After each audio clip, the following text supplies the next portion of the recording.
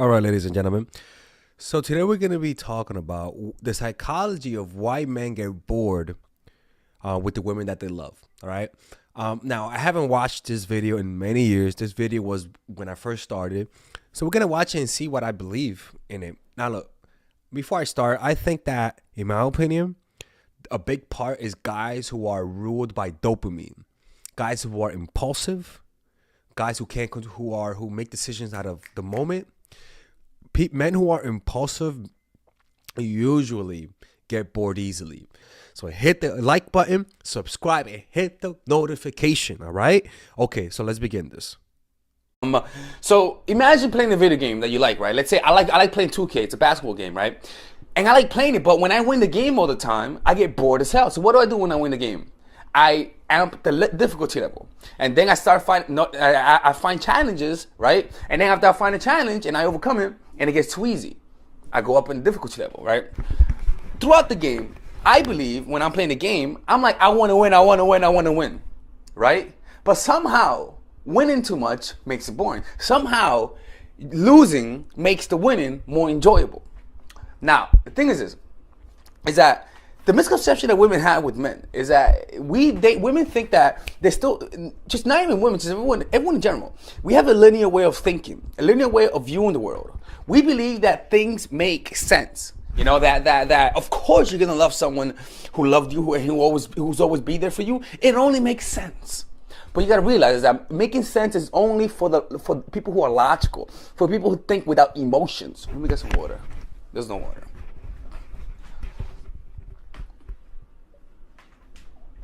For people who are logical, right? You're dealing with a human being who's emotional, right? In other words, you cannot, if you look at your emotions, you cannot comprehend your emotions. Most people cannot look at how they feel and comprehend their emotions. They cannot verbalize their emotions. It's extremely difficult.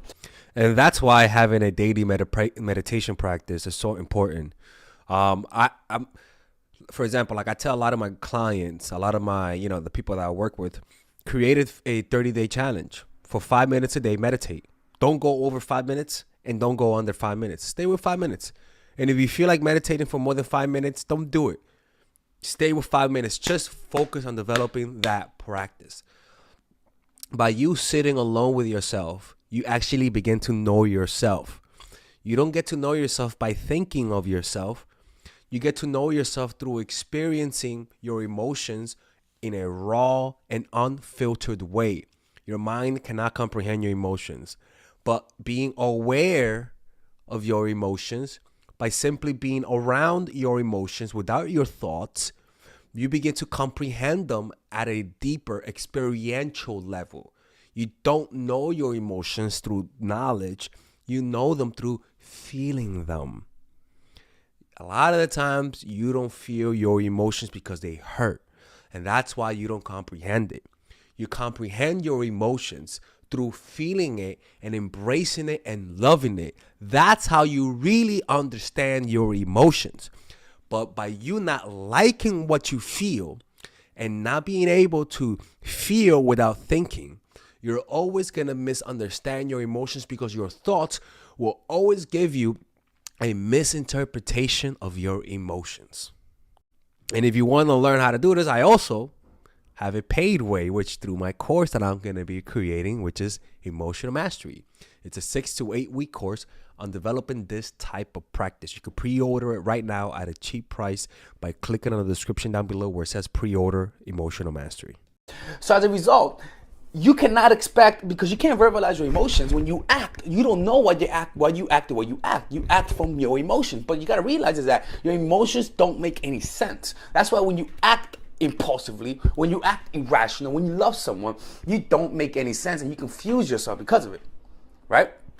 So with the same light, when it comes to men and guys getting bored, you have this misconception that showing attention, showing how much you value him, being the different girl that would never hurt him, makes the guy chase. It makes the guy stay interested. No, quite the contrary. What happens is that tends to push him away, right? Men want a challenge. It's not that men want a bitch. No, they want they want to feel like they worked for you and they won you over consistently throughout the relationship. So for the most part, if you're noticing that you consistently have to, if you're noticing that you always validating your guy, you're always there for your guy, you're very consistent. You know, you're the girl that's always there for him. You show him how much you love him. You always text him back. You always text him in the morning. You send him a good night text. You know, you're always fucking there, right? For the most part, he's gonna lose interest. And not it lose interest forever, but his interest will diminish temporarily until you stop acting so goddamn needy, right? Look, even relationship with parents, they improve when you move out, right? If you had a conflicting relationship with your parents, you usually tend to notice that over the years, as you guys don't see each other as much, and as you guys create distance and you begin to create your life and you don't depend on your parents, the relationship with them gets better. And the reason why is because distance tends to heal. Like sometimes being too close is almost like creating friction. Sometimes some people need more distance than others. And how do you know you need distance? Because after a certain amount of time, too much closeness, you start to notice there's tension. You guys get irritable, right? Oh, I like what Father Alex did. Melissa, you mad perverted. Get out of here, Melissa. Perverted ass. Right? And because of that, hey, Father Alex, I appreciate Melissa. Oh, Melissa, if you need a free session, come to me. Oh, Lord have mercy. What the hell just happened right now? Anyways, let's listening to this. He's gonna get bored. He may not tell you, but you're gonna notice in his subtle behavior. He's a little bit more busy. He's a little bit less enthusiastic. Look, I remember there's one girl who used to visit me a lot from some place. I can't tell you where because then she'll know who that is, right? I can't do that again. And fucking fine. She was smoking hot, man, like hot as fuck, right? And she would visit me. Nice personality. But after like one day, I was like, you know what? This chick needs to go. She needs to go back to where the hell she came from because she was around me all the time, right? And she just showing too much interest and shit, you know, sucking my dick too much, you know, said no whenever, right? But seriously though, like she was pouring too much emotion onto me. And it made me lose interest, right? Until she left. And then I was like, fuck, I miss her. See what I'm saying? It's a little toxic on my part. I'm not going to lie. Like, you know, I remember that. And it's almost like, you know, I think back, did I really like her? I think I did. But I think I'm the type of person that I need space. And maybe I didn't verbalize it. And it really wasn't her fault. It was, but at the same time, it was on me. I didn't verbalize I need space, right? And I will lose interest because of that. And it's almost like, you know, it's sometimes it's when you're acting needy, it's hard to tell whether or not the reason why somebody lost interest is your fault. And that's why I say give them more distance than necessary, because then you'll know why they lost interest. You know, and I think if she would have given me space during the time, or if I would have communicated to give me space, it would have turned out a little bit better in hindsight. But honestly, it would have. I don't know why I didn't do that, but I was just too much of a bitch. She was just too hot. So what you have to do is most women don't know about the concept of the hot and cold, of that delicate balance, push-pull, you know? And so they believe that if they're always there, if they become that perfect girlfriend, Jesus Christ, Alexis, like, I don't know how you guys stay subscribed to these videos, man. I've been doing some man, I need therapy. Right? That the guy's gonna love him. No. A guy wants a challenge. A guy wants to feel a little insecure from time to time. A guy likes to feel that he may lose you from time to time. And the reason why you want him to feel that's because if I feel insecure around you, it just means that I think you're better than me. And everybody wants somebody that's better than them. Because they feel like, because to them, it makes them feel like, oh, wow. Like, it makes them say, okay, I'm the type. Like, it makes them feel proud, and it makes them feel elevated. And it's almost like that's how they begin to say, okay, I have something special. I don't want to lose it. You have to feel that insecurity to a certain degree.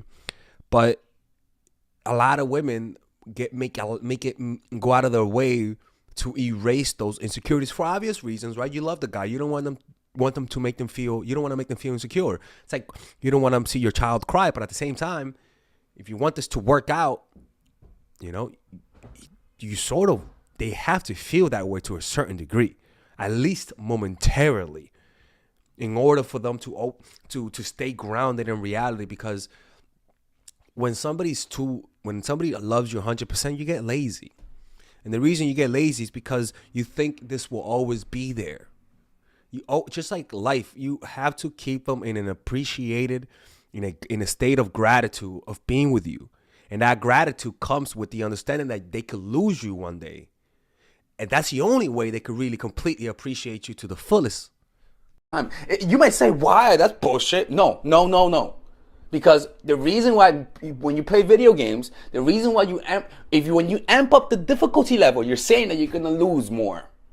And you like that because the game becomes more interesting, more dynamic. There's less predictable. And that's a big part right there. You become very predictable. When you're always there for the guy can predict you. And you don't respect whatever you could predict. You respect the unpredictable. We respect nature. We respect life because we don't know what might come to us tomorrow. All right, that's it. That's the video. I like that. It was nice. Every time I watch these videos, I always expect the advice to be bad, to be honest with you. But I always end up being surprised by myself, to be honest with you.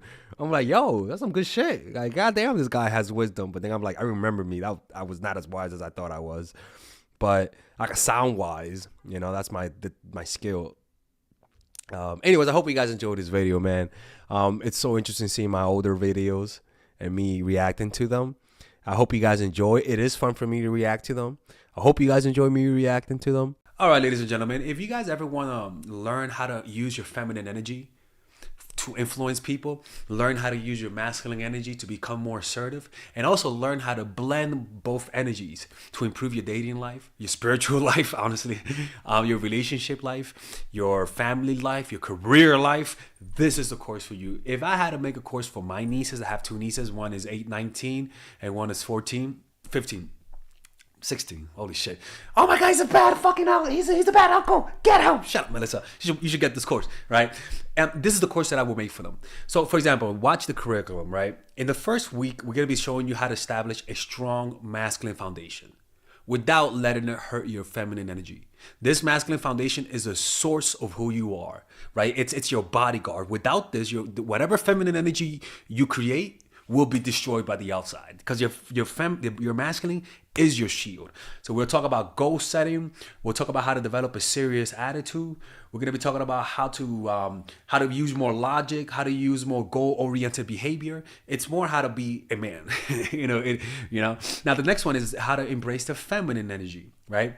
This one will teach you about how to minimize excessive masculine traits, developing self-awareness, healing abundant feminine energy, regulating your emotion, mastering voice qualities and facial expressions, surrendering control, and allowing pain to be felt. This is honestly, this will supercharge, like Kaioken, your masculine energy.